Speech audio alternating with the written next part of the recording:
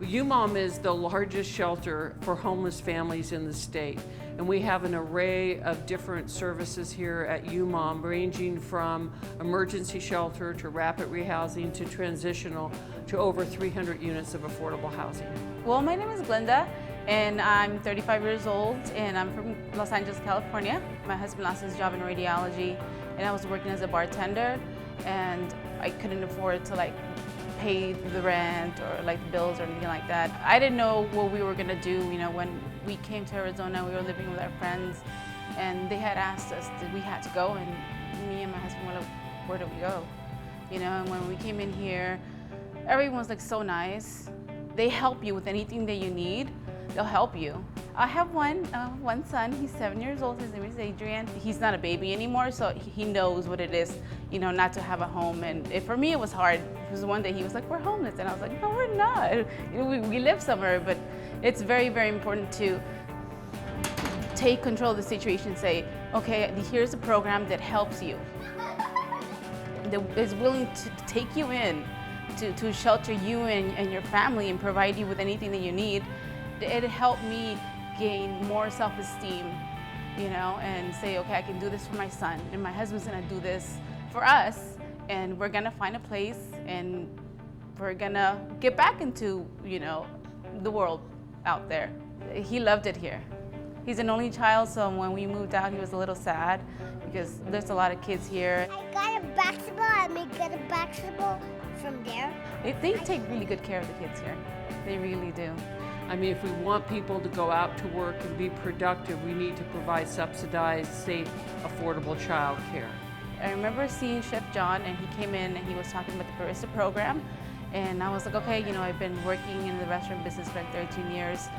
I was like, that's one thing, that's something I want to do. I love coffee, so why not? And I told my husband, he's like, well, go for it. If that's what you want to do, go for it. And they got me into the program, and I went through the training, and then I got offered a paid internship through UMOM, and I just finished a paid internship, and I got a job at the airport. I think when people think of family homelessness, I think many people think, again, like they think of the single homeless.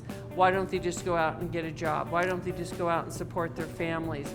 And when you meet with their families and you start peeling back the onion, there are so many issues that present to our families that, without the intervention that we're able to provide, it would be very difficult for them. Is this metal? To be able to support their family. Last week, I had a young gentleman come to visit me here at UMOM who had actually been at our old facility across the street when he was 6 years old. And he actually went into a foster home when he was 6, stayed in that foster family, graduated at the top of his class from Central High School, graduated from ASU, and is now in medical school at Indiana University, and he hopes to have his residency at Mayo.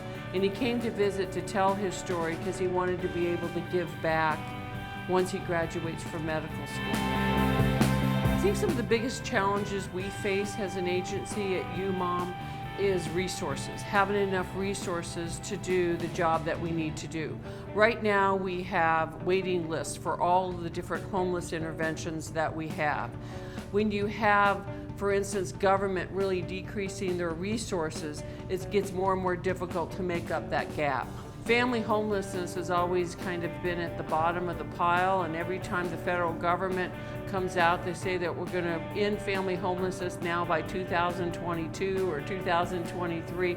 Our homeless families can't wait till then. So I think one of our challenges at UMOM and challenges we have in this community is to end family homelessness before the federal government says we need to do it. It just happened out of nowhere. It can happen to anyone. Anyone, any day. Your situation can go from good to bad. You can lose your job and go through your savings. Thank you. Thank you for not giving up on anyone, on me, on my son, and my husband, or even the next family that comes in. Thank you. I really appreciate it very much.